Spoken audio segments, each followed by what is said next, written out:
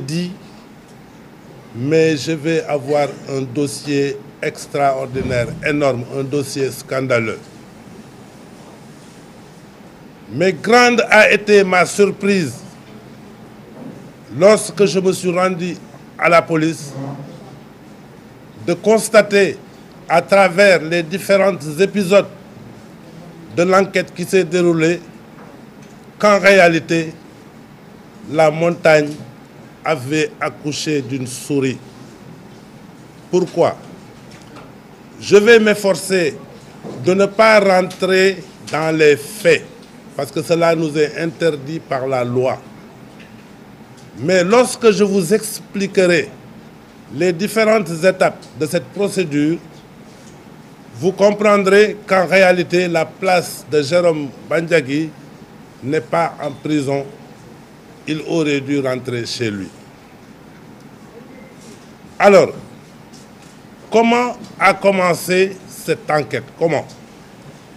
C'est dans le procès-verbal de police que j'ai lu qu'en réalité, les policiers s'étaient rendus au domicile de Jérôme Bandiagui, non pas sur la base d'une plainte qui avait été déposée contre lui, non pas sur la base d'une infraction qu'il aurait commise et qui avait été constatée, mais dans le PV de police même, les policiers disent c'est sur instruction de l'autorité, sans préciser quelle autorité. Quelle autorité leur a-t-il donné instruction de faire cette descente musclée chez Jérôme Bandiagui? Premier épisode. Donc la police a fait une descente musclée au domicile de Jérôme Bandiagui. Et lorsqu'ils sont arrivés, contrairement à ce qui a été dit, contrairement à ce qu'ont dit certains, Jérôme n'était pas à son domicile. Et lorsqu'on l'a appelé pour lui dire que les policiers sont là, c'est par sa propre volonté qu'il est venu. Et les policiers l'ont arrêté. Il n'y a eu aucune bagarre, il n'y a eu aucune escarmouche. Donc il s'est rendu comme un bon citoyen. On a récupéré son sac dans lequel il y avait 1 400 000 et quelques. Les policiers sont rentrés dans son domicile. Ils ont pris des passeports, ils ont pris des tonfas, c'est-à-dire des outils de gardiennage. Je précise que Jérôme Bandiagui a une société de gardiennage qui bénéficie d'un agrément. Et il a des marchés, n'est-ce pas, qu'il est en train d'exécuter. Donc, il n'y a rien de plus normal qu'il détienne des outils qui doivent servir à l'exercice de ses prestations de service. Ça, c'est le premier épisode. Alors, on a fait des enquêtes sur les passeports, sur ce qu'il détenait. Il a expliqué ce que je viens de vous dire, que ces outils servaient, n'est-ce pas, à sa société de gardiennage qui a un agrément du ministère de l'Intérieur depuis 2022. Alors, sur son passeport diplomatique, parce qu'il en a plusieurs qui sont expirés et qui ont été régulièrement renouvelés.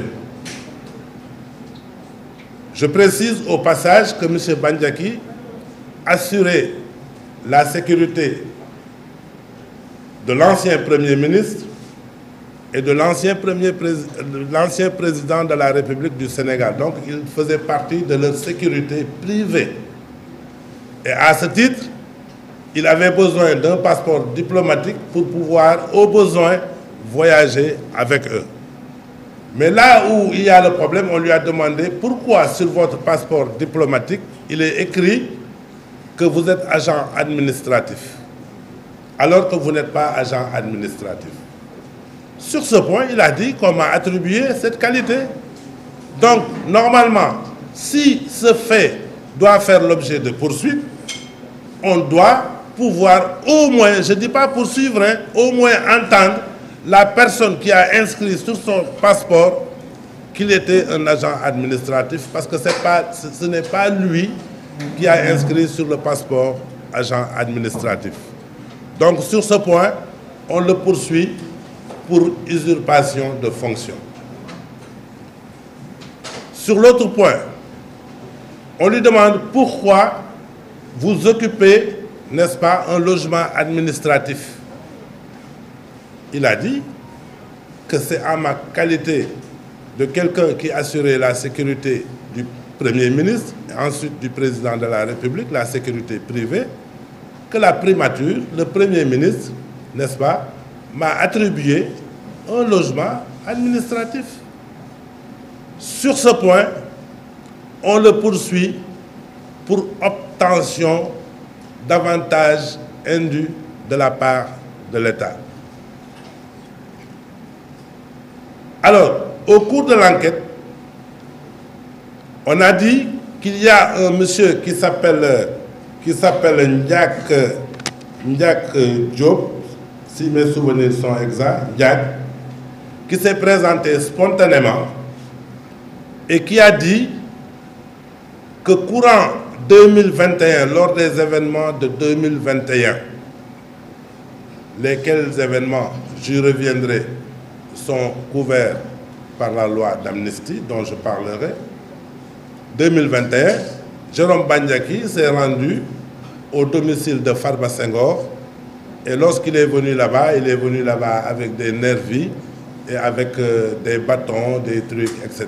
Sur la base de l'audition de cette personne, Jérôme a été conduit au domicile de Farba Ngom pour une perquisition.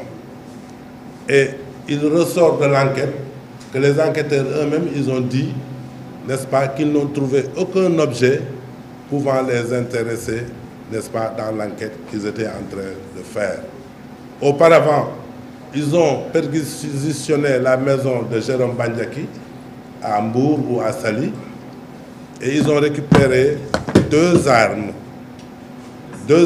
une arme d'alarme et un calibre 22, n'est-ce pas, qui lui a été vendu par quelqu'un qui l'a présenté comme étant le cousin ou le beau-frère ou le beau-fils ou le gendre de l'actuel ministre de l'Intérieur à l'armurerie qui fait face, n'est-ce pas, au ministère de l'Intérieur. Sur ce point, il avait promis de lui chercher une autorisation, laquelle autorisation, il n'a pas pu obtenir cette autorisation, n'est-ce pas, jusqu'à présent. Sur ce point, on le poursuit pour détention illégale d'armes, en tout cas détention d'une arme sans autorisation. Ce qui est rocambolesque, on a ajouté un autre délit, trafic d'armes. Pour ce qualifier